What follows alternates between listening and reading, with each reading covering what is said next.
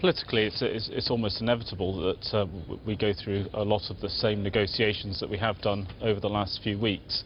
Obviously, politicians are taking a bit of a pause for breath at the moment, but I would anticipate that we go through the same political brinkmanship that we've already seen, and that would tend to have the same impact upon markets, I'd imagine, as what it has done over the recent period, and also potentially has a big impact into the economic data as well.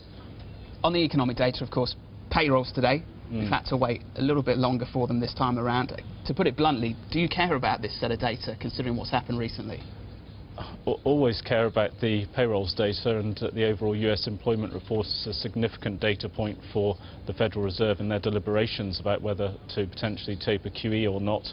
Of course, it doesn't really take into account the full impact of what's just happened with regard to the partial US government shutdown.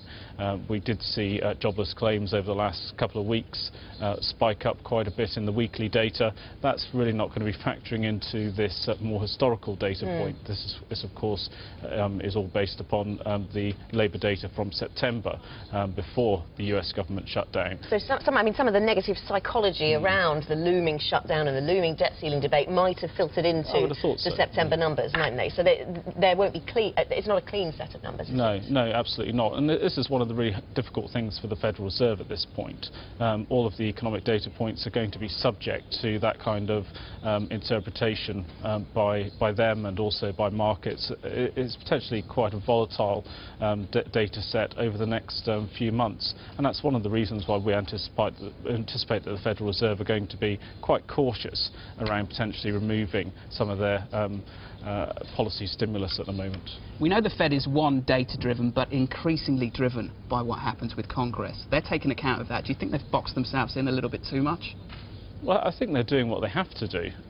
They've always said that a decision to remove some of the policy stimulus would always be economic data dependent. And at the moment, they haven't got a clean set of data to look at. In fact, they've had very little economic data to look at all over the last few weeks. So it's a case of getting in that economic data, seeing how much consumer confidence has been impacted, and I'd imagine it has at least at the margin. Some people have not been going to work, for example, and therefore they can't spend money in the way that they have done previously. But also, probably more of an impact might be on business confidence.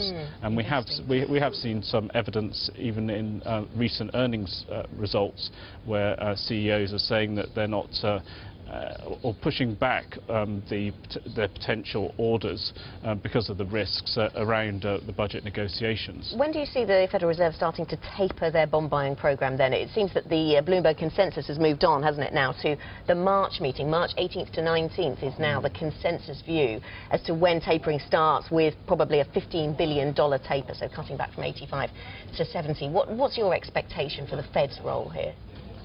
Well, we would say that it's probably more likely around March as well now, but I mean, it's amazing how fast that consensus call has changed. Only a month ago it was September and October. Absolutely. It's very difficult indeed for them to. There's no way in the world that they're going to remove their current stimulus program, or start to remove that at the end of this month. But there's still a possibility they might do if budget negotiations move much more quickly than anticipated and move well in December or in the early part of next year. I would say that the end of January is a possibility, but March is certainly the highest probability. You get your data fix later on today. How are you going to use that in your investment strategy then? Treasuries, gilts, corporate bonds. What's your suggestion from here to the end of the year?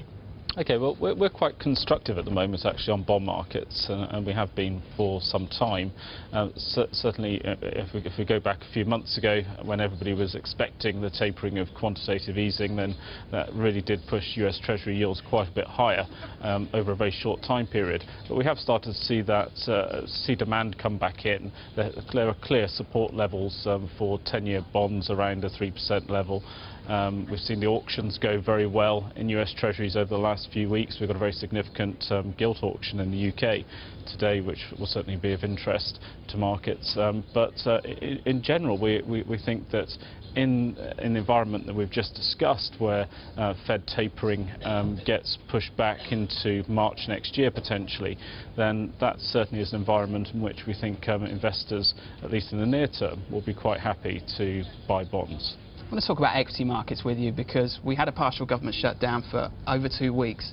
Equities did not respond. You've got the S&P at a record high. What's underpinning the market at the moment? Is it Fed policy? Is it elsewhere? Is it earnings? I think it's certainly a bit of a mixture, and the Fed policy, I think, is certainly the key driver at the moment. So equity markets know that they've got the full support of the Federal Reserve for at least a few more months, and even once we get past that and we get to a point at which the Federal Reserve feel comfortable with removing some of the policy stimulus, starting to taper quantitative easing, that means that they see the US economy being in a much stronger position, and that's a good thing.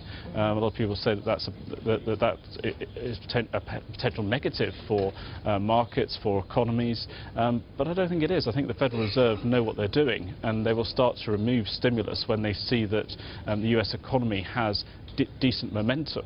And so early next year, I still think that's potentially a very good environment for equity markets. And how does your expectation for the Bank of England stack up against that then? Because a lot of focus on the unemployment rate that the Bank of England has talked about, obviously as a key bit of data now for them into the future. We get GDP numbers for the UK economy on Friday. How do you see the UK shaping up? Well, I think the UK economy seems to be in a lot better place than what it was a few months ago.